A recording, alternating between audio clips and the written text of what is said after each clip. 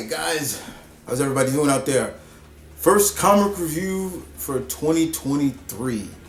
How's everybody doing? So, I am wearing red today in honor of a character that I love from Marvel who recently came out with a new series. Now I've followed this character, I've been following this character for a long time. She's had her problems, of course, but at the end of the day, she's always just trying to be a good person. And there have been a lot of different writers that have come along to do good ongoing series work. So what character am I talking about? Well, maybe the red gives away. I said Marvel, and maybe you're thinking Daredevil, but I said her. Ladies and gentlemen, we're here to review the first new issue of Scarlet Witch. First of all, that cover is beautiful. Steve Orlando and the lovely and talented Sara Pichelli does the artwork. I have met both of these people, very lovely people. And I've been keeping my eye on this book for a long time and was wondering when this was coming out, when this was dropping, and it dropped last week, I believe. Yeah, I think it was last week. But I'm here to review it, give you what how much I enjoyed this. This was a really good, very good first issue of the story. Now, also I want to give a shout out to a couple other people too. I totally forgot to throw some other people in there as well. But I wanted to also give to the inker, who is the inking assistant, Elizabetta Mesio, and the color artist Matthew Wilson. I wanted to also give a shout out to them as well. But more importantly, Russell Darmington, who does the cover. This cover, beautiful cover. So what is this about? What is going on with Wanda? Well, Wanda has her own shop.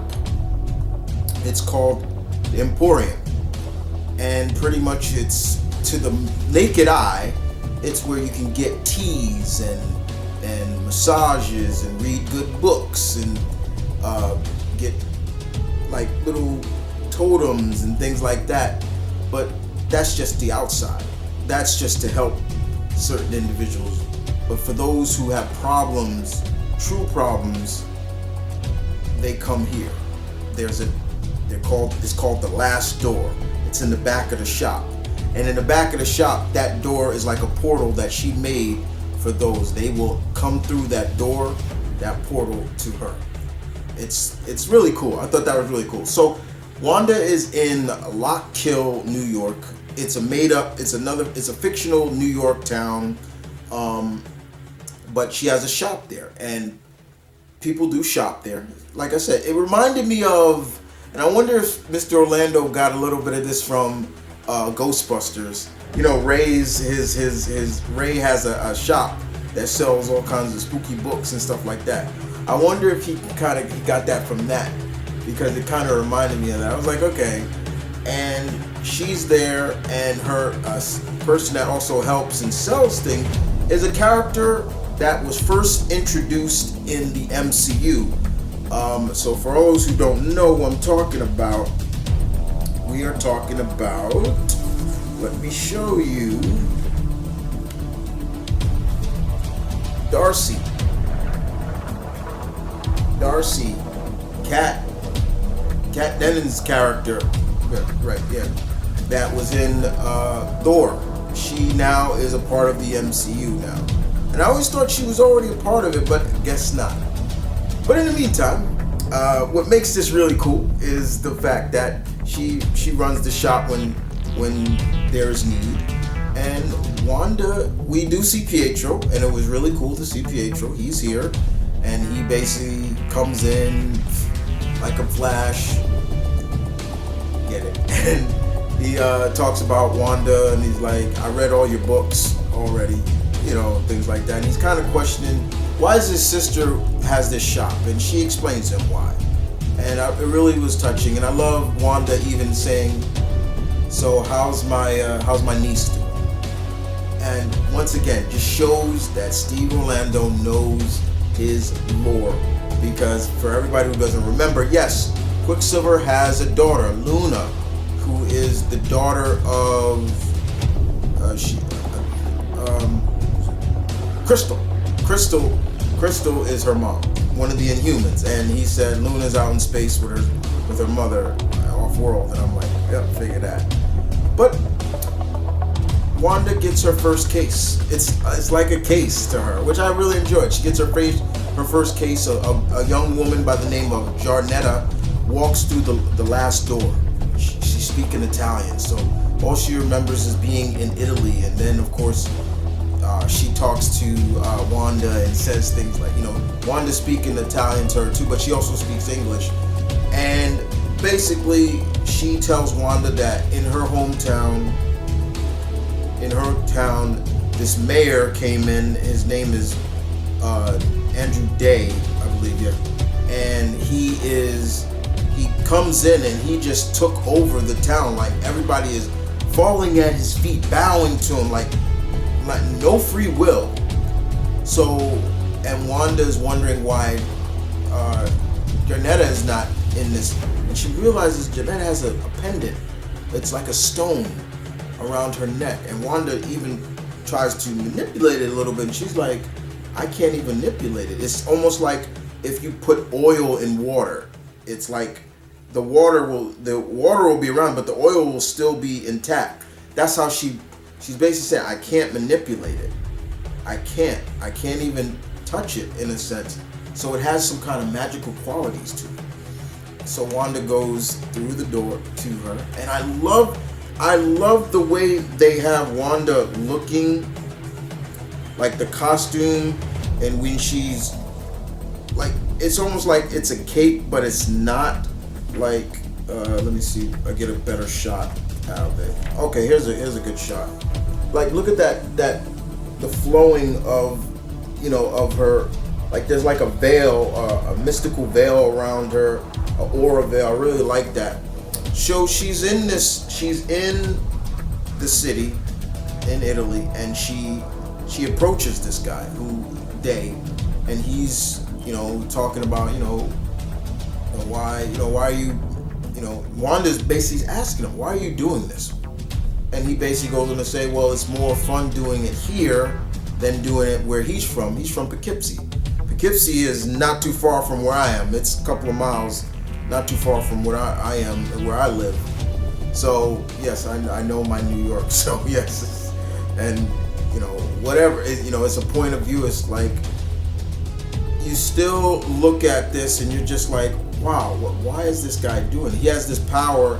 It kind of comes off a little bit like Purple Man. Like, he can manipulate people, and his voice bends people's will, and the things that he can do. And Wanda just is like, she's not fearing him, but she's like, you're gonna stop, or I will stop you. And it was to the point where he even thinks he has Wanda beat, because he's like, maybe you should remember all the things you've done. And Wanda, it almost like, it gives you like that dun dun dun, like Wanda just starts, and all of a sudden Wanda just said, okay, be quiet. she says, okay, be quiet. She casts this spell on him, turns him into stone, and he's like a statue in front of the whole town. And pretty much, she says the only way the spell will be broken is those that you corrupted. Basically, all the people of the town. And a lot of town people were like, let's break them. And then she's like, no, don't do that. And she says, don't fall into the hands of what he wanted you all to believe you were. And I like that approach. It was really good. This was a really good issue. It was fun. The first villain, you're not gonna, you're not going to, really, I'm glad they didn't go with like some big villain or something like that. I mean, there was even an earlier villain in the beginning, Dr. Hydro, and Wanda's over the Pacific Ocean. As you can see, this was like the first call, so I really liked that. And he brought this monster and everything like that. It was just fun. This was so much fun. And Sara Pichelli, oh my God, your artwork, my lady. Like, there were times I had to put this book down because you make Wanda too damn sexy. I'm like, okay, all right, that artwork's just too good for Wanda. Like, I'm just like, yo, she looks cute as hell. Like, I'm just looking at Wanda, I'm like, yeah, I like that. But I love her look, and I love when she's not in costume, like it just disappears. And like, phew, as you can see right here, she's coming down the stairs and it's disappearing. And, you know, you just see her. Here's a shot of Pietro here, and there's her and Darcy. I mean, she just looks pretty. And I've always loved Sara Pichelli's artwork. She just does really good work. This was just a fun book. It really was. The ending is really what got me, because the next issue, we see the next person come through the last door. And I gotta show off who comes through the last door. Look who comes through the last door. Vivian Vision. And I love what she says. Darcy says this. She's like, okay, who's the strange girl calling your name? And Wanda says, we'll have to wait, Darcy. And then she says, that strange girl is Vivian Vision. Okay, I don't know why that might went off. She says, Vivian Vision is Darcy, and by measures stranger yet, you could say she's my daughter. And I'm like, oh. So I'm looking forward to the next issue. This was great. Very good first issue. If anybody would want to read this, I have not posted the free code yet. I still haven't, you can see it right here, free code still, I haven't revealed it yet. But I will be posting this on Twitter, so follow me on Twitter if you want the code. I will be posting it as soon as this video goes up, it'll be up there. So I usually post the codes on Twitter for all my code mongers. But I really enjoyed this book. This was such a fun tale. It had a bit of